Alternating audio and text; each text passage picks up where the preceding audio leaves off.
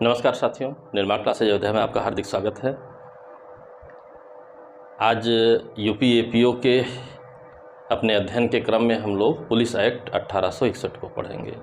ठीक है, तो रेगुलेशंस के बारे में आपने देखा, सारी चीज़ों को समझा चैप्टर वाइज। अभी क्या प्रमुख पैरा हैं उनके बारे में भी हम पढ़ेंगे। आज पुलिस एक्ट में प्रमुख कौन सी धाराएं हैं और उनसे क्या प्रश्न बनता है उनके बारे में हम पढ़ेंगे। बस ये वीडियो आप देखिए, उसके बाद आप पिछले वर्षों के क्वेश्चन को मिला लीजिए तो पुलिस एक्ट से क्या आता है आपको स्वयं अंदाज़ा लग जाएगा। कितना सरल है, सिर्फ लोगों का शगुफा है कि पुलिस एक्ट पढ़ना है, पुलिस एक्ट पढ़ना है। या चैनल को ना सब्सक्राइब किए हों तो सब्सक्राइब कर दीजिए, क्योंकि इसी तरीके के वीडियोज़ आपको इम्पॉर्टेंट पोर्शंस के पूरे सिलेबस से रिलेटेड मिल रहे हैं, मिलते रहेंगे समय समय पर। जीएस से रिलेटेड जो भी आपके वीडियोज़ हैं वो जीके निर्माणा क्लासेज अयोध्या पर अपलोड हो रहे हैं। करंट अफेयर्स, अदर मैटर्स भी शुरू हो रहे हैं, तो उसको देखना मत भूलिए। चैनल को सब्सक्राइब करिए ताकि ज़्यादा से ज़्यादा लाभ आपको मिल सके। सिर्फ पढ़ने से पहले से ही तमाम लोग आप लोग जुड़े हुए हैं, आप जानते हैं सिर्फ पढ़ने से ही नहीं, मतलब है क्या आना है और कैसे सही होना है, इन बातों की भी चर्चा हम लोग करते रहते हैं। तो चैनल को सब्सक्राइब कीजिए, बेल आइकन दबाइए और अब शुरू करते हैं। पुलिस अधिनियम 1861। ठीक है, 1861 का दौर आपको पता होगा कि 1857 की लड़ाई समाप्त होने के बाद भारत में जो कंपनी का शासन था वो क्राउन को हस्तांतरित हो गया और चीज़ें सीधे ब्रिटिश संसद से रेगुलेट होने लगीं। ठीक है, पहले ब्रिटिश संसद ईस्ट इंडिया कंपनी को रेगुलेट करती थी, फिर ईस्ट इंडिया कंपनी यहाँ पर रेगुलेट करती थी। अब 1861 के दौर में आप जानते हैं कि सीधे ब्रिटिश संसद द्वारा रेगुलेट होने लगा। तो क्या पुलिस अधिनियम बना है, पुलिस की कैसी कार्यवाहियाँ होंगी, कैसा क्या रहेगा, उससे संबंधित बातों को हम आज पढ़ेंगे। 1861 में इसका निर्माण हुआ। ठीक है, यानी कि पारित किया गया। कुछ प्रीलिम्स के पर्पज़ के क्वेश्चन होते हैं, पारित किया गया, पास किया गया 22 मार्च 1861 को। 22 मार्च 1861 को। ठीक है, अधिनियम संख्यांक क्या था? ठीक है, अधिनियम संख्यांक भी पूछ सकता है, क्या है? अधिनियम संख्यांक 5 है। और मूलतः धाराएं कितनी हैं? तो हम कहेंगे 47 हैं। ठीक है, मूलतः धाराएं 47 हैं। प्रीलिम्स के अकॉर्डिंग कुछ बातें हैं। अब ये पारित किया गया तो इसका अपना एक उद्देश्य था, उस उद्देश्य को भी कभी कभी पूछ सकता है। तो इसका उद्देश्य था पुलिस बल को पुनर्गठित करना और अपराध के निवारण के लिए उन्हें और दक्ष बनाना, यानी कि पुलिस बल पर, पुलिसिया कार्यवाही पर फोकस करना था। ठीक है, यानी कि कह सकते हैं हम पुलिस बल जो हमारा है इसे पुनर्गठित करना है और अपराध निवारण के लिए इसे दक्ष भी बनाना है।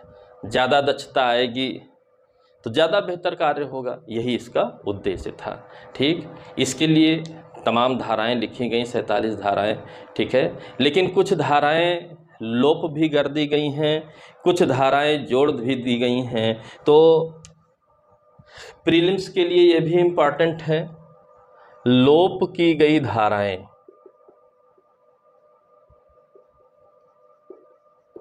यानी जिनका अब अस्तित्व नहीं है, निश्चित हो गई हैं, रिपील हो गई हैं, वो कौन सी हैं? 6, 11, 38, 39, 40, 41। 6, 11, फिर इसके बाद 38, 39, 40, 41। कितना सिंपल है, 6, 11 फिर 38 से 41। रटना नहीं है, रटेंगे तो फिर फंस जाएंगे। ठीक है, और दूसरी बात आई कौन सी जोड़ी गई। ठीक है, ये लोप की गई धाराएं थीं तो जोड़ी गई धाराएं कौन सी हैं, इनके बारे में भी हमको जान लेना चाहिए।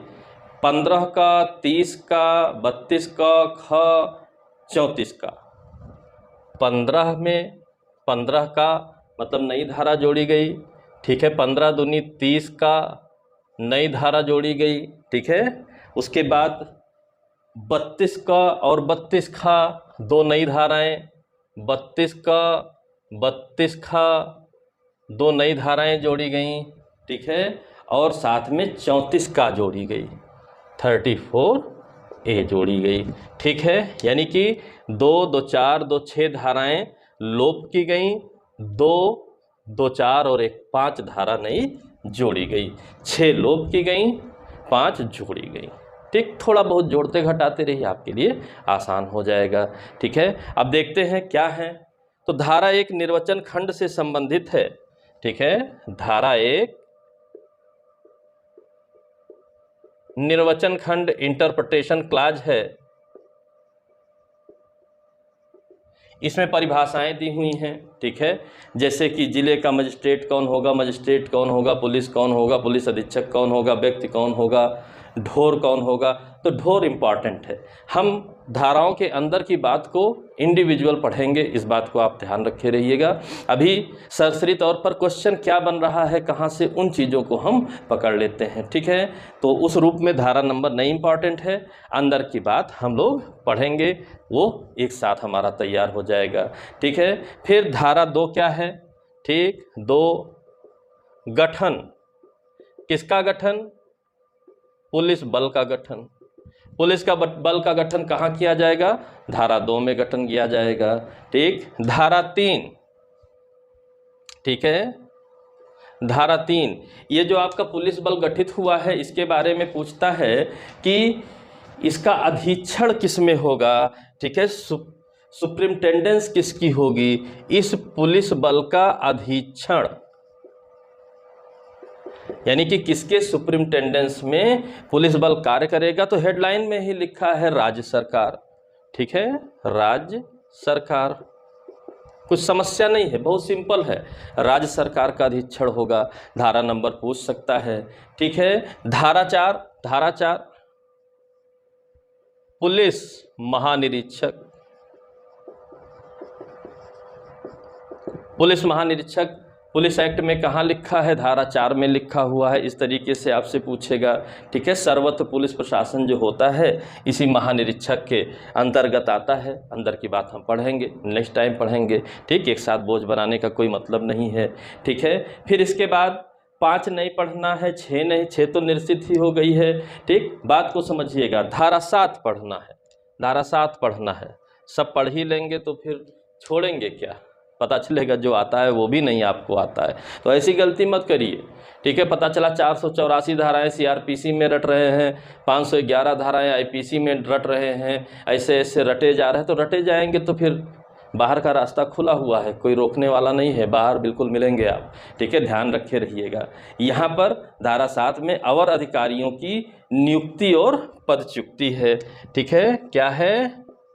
नियुक्ति एवं पदच्युति किसकी? अवर अधिकारी।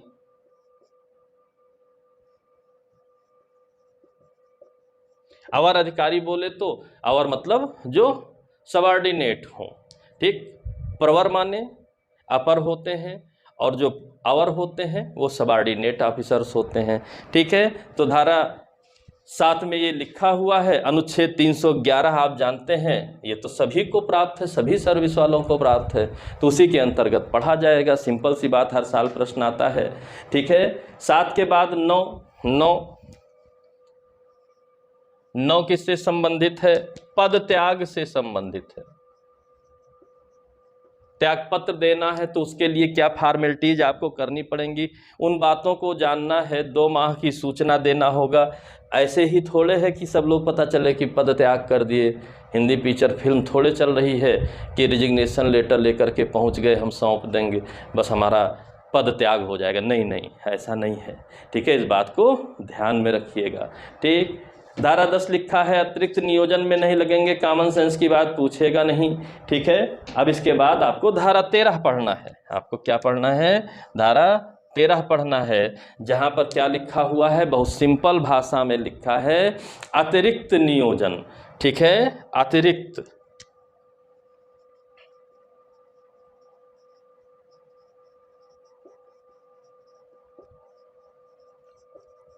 व्यक्तिगत खर्चे पर।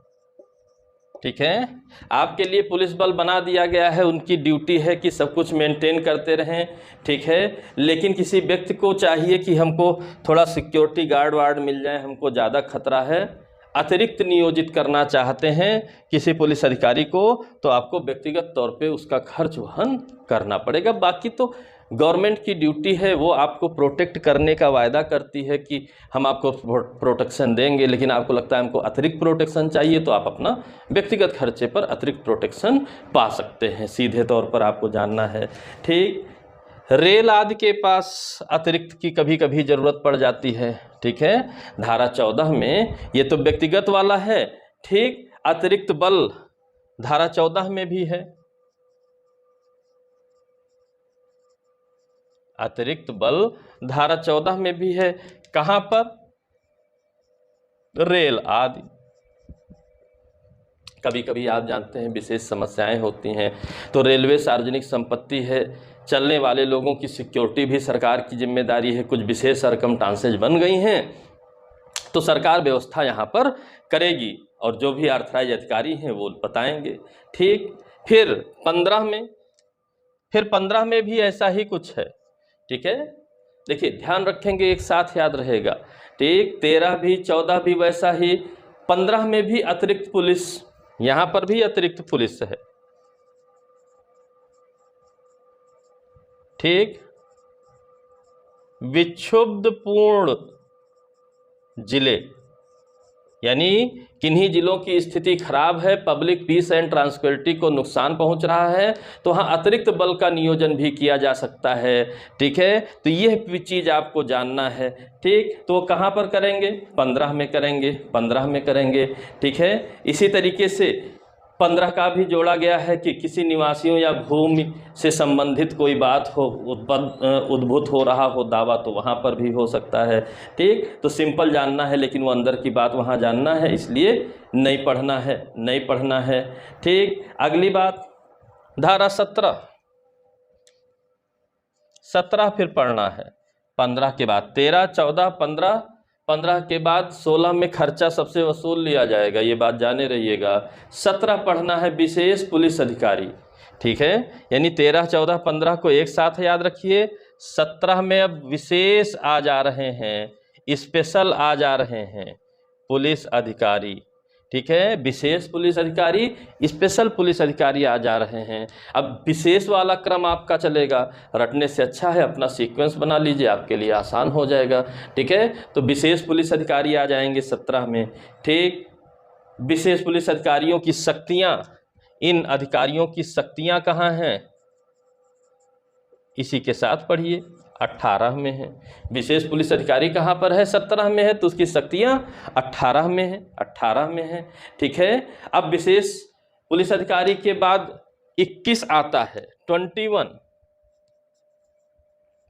ग्राम पुलिस अधिकारी।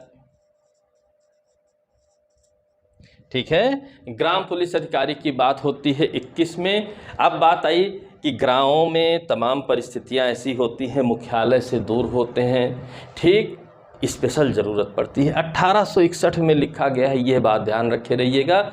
आज तो मोबाइल युग है, ठीक है, 112 डायल का युग है। उस समय नहीं थी इतनी सुविधा, ना इतना कम्युनिकेशन था, ना इतनी अच्छी सड़कें थीं कि मुख्यालय से भी पुलिस पहुंचने में, फोर्स पहुंचने में समय नहीं लगता है। तो ये ध्यान रख कर के पढ़ेंगे तो ग्राम वाली बात भी समझ में आएगी, याद रहेगी।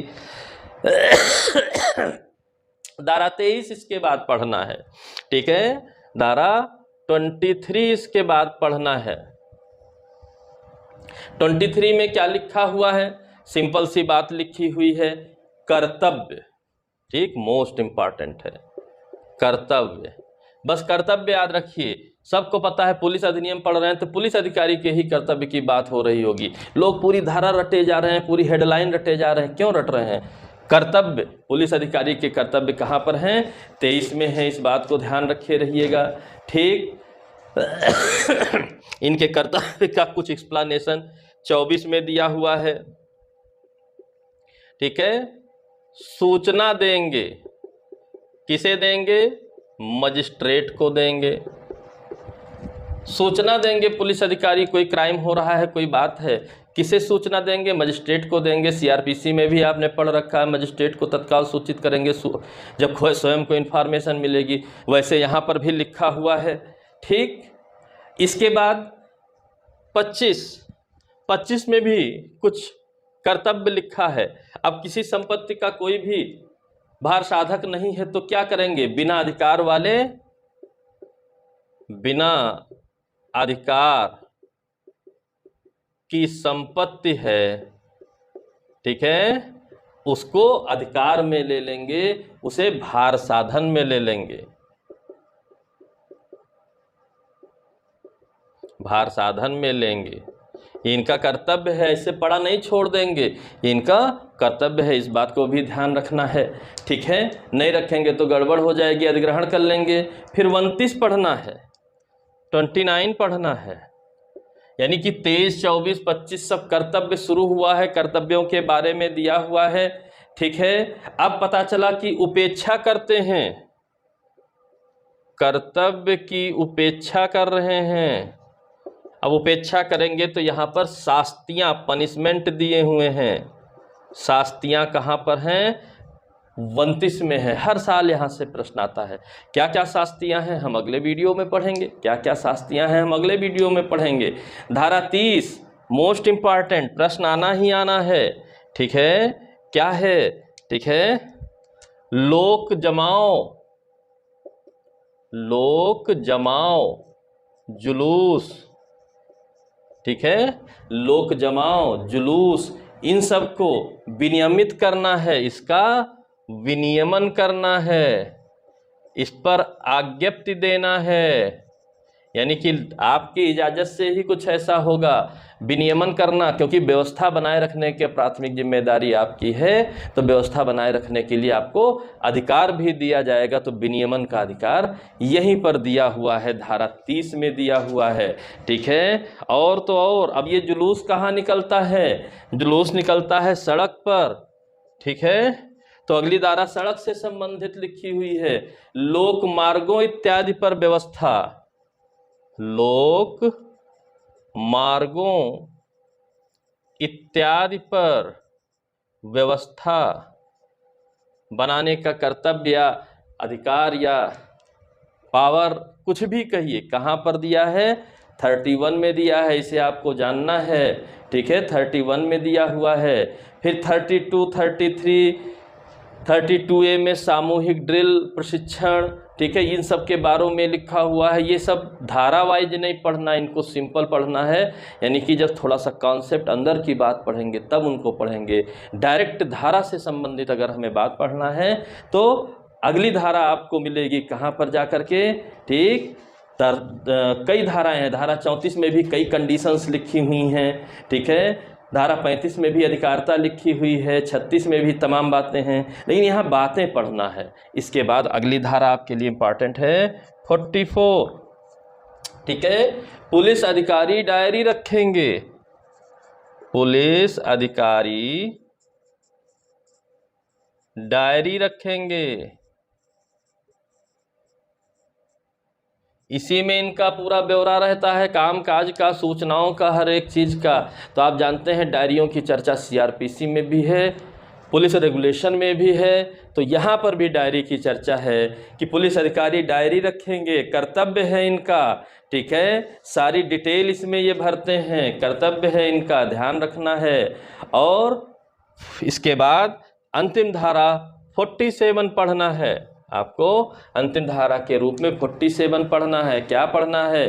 पुलिस के जिला अधीक्षक का ग्राम पुलिस पर अधिकार, सीधा पूछता है, ठीक है, ग्राम पुलिस पर अधिकार किसका होगा, ठीक है, तो आप बताएंगे जिला पुलिस अधीक्षक का होगा।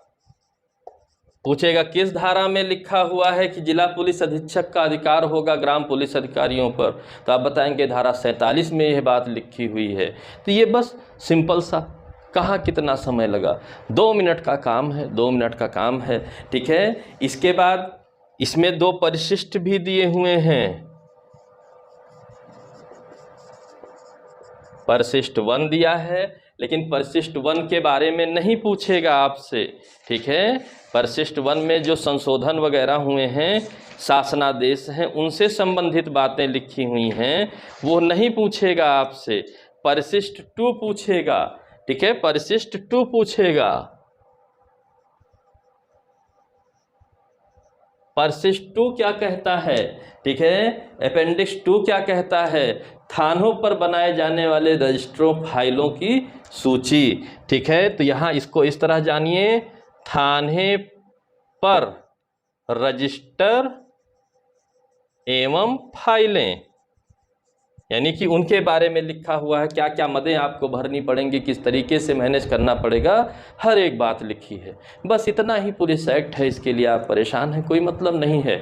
बिल्कुल सिंपल सरल भाषा में, सिंपल सरल भाषा में इनमें हम अंदर की भी बात पढ़ेंगे तो जितना मैटर यहाँ दिख रहा है मैक्सिमम उतना ही मैटर निकल करके आता है। अभी भी पढ़ा जा सकता है, लेकिन एक साथ बोझ बनाने का कोई मतलब नहीं रहता है।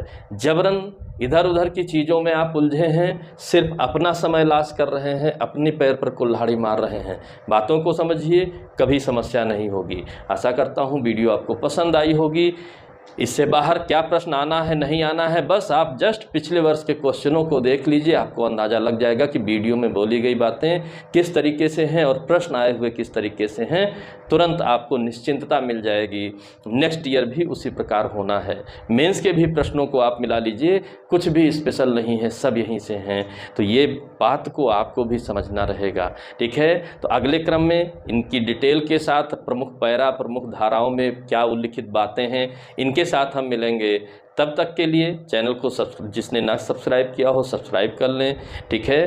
बेल आइकन दबा दें ताकि समय से आपको मिलता रहे। जीएस के लिए जीके निर्माणा क्लासेज अयोध्या आप सब्सक्राइब कर लीजिए ताकि वहाँ पर भी एपीओ से रिलेटेड आपको मैटर मिलते रहें, ठीक है। तब तक के लिए अगले वीडियो तक जय हिंद, जय भारत, धन्यवाद।